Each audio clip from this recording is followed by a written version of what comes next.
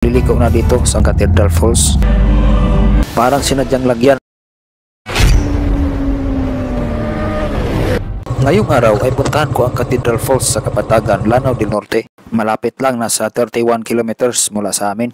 Hindi ito makaubos ng 2 litro sa Suzuki Gixxer ko na 155cc lang.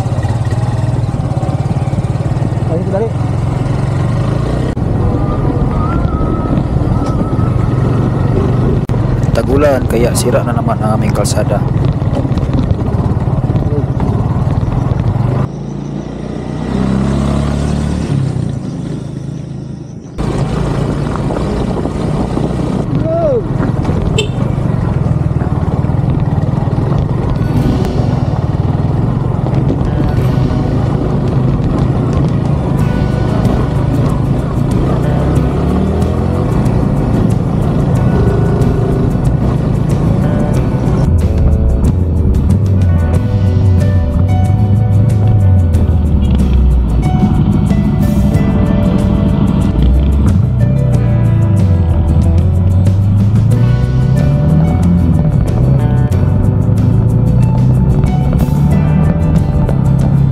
Ang bayan namin sa Aurora at ang Kapatagan ay boundary sa magkabilang probinsya sa Zamboanga del Sur at Lanao del Norte.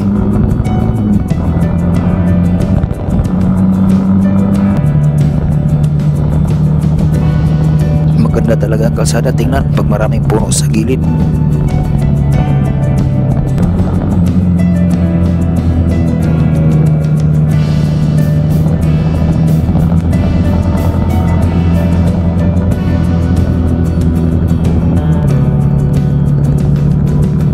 Makapalang ulap doon banda sa pupuntahan ko.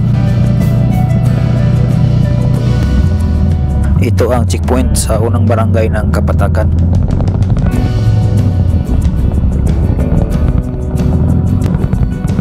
Parang umuulan na yata doon sa Kapatagan.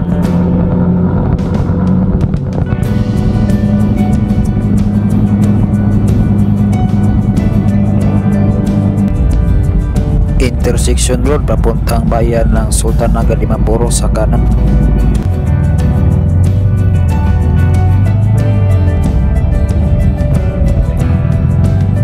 Sa nakasanayan, ito ang motorcycle lane. Linggo pala ngayon kaya siguro walang military na nagbabantay. Pero may nadaanan akong mga military kanina doon malapit sa intersection. Ito yung Kapatagan, Lanao del Norte. Malawak din ang palayan dito. Yung ibang palayan, binibinta na para tayuan ng gusali siguro. Hindi pa makarating sa mismong bayan ng Kapatagan, liliko na dito sa kanan, papuntang Cathedral Falls na. 2.38 kilometers mula sa highway. At yan, umaambo na.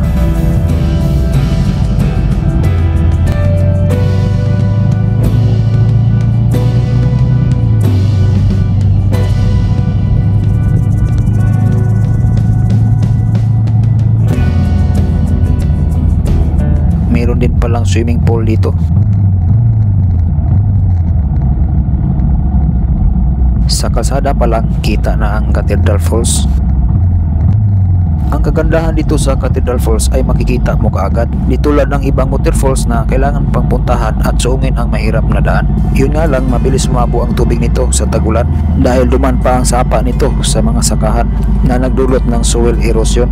Pero kung galing sa kagubatan, malinaw ang tubig nito.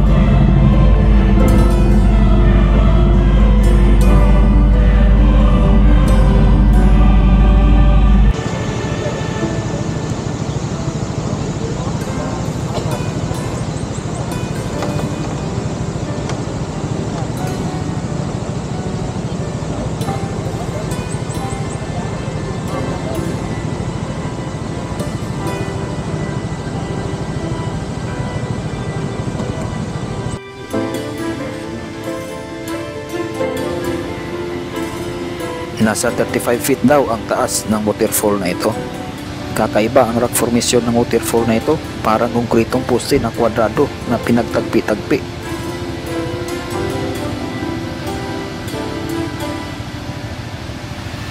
Parang sinadyang lagyan ng kwadradong poste ang waterfall na ito.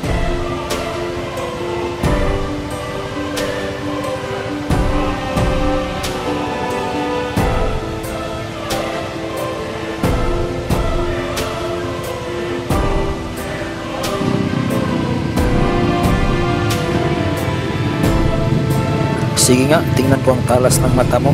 Ilan ba ang tao ang nasa baba?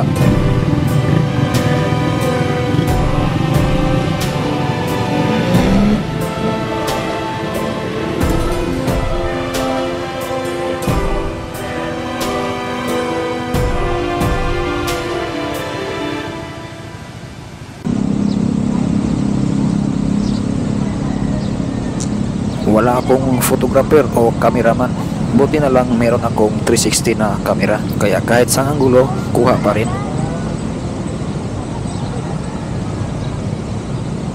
Pusing muna ako dito. Tingin sa camera.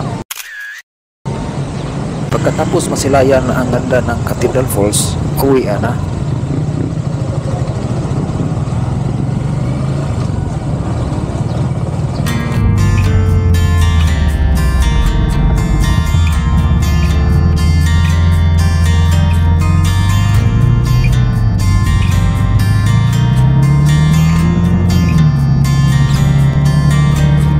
Kalakasan pala ang ambon kanina dito. Wow, ayos huwag ka lang tumayo ining. Dahan-dahan lang tayo dito, basa ang kalsada.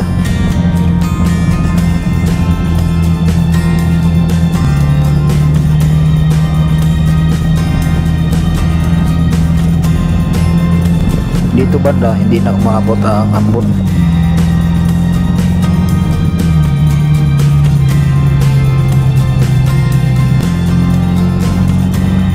Oops, may tumatawid na bulak.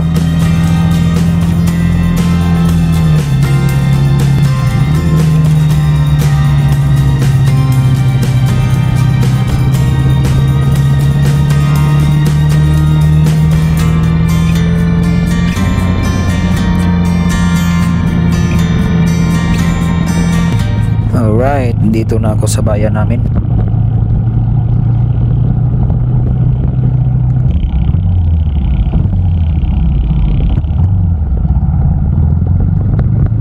Dito ako dumaan sa kabila papunta sa amin. Kita nyo gaano tinitipid ang kalsada dito.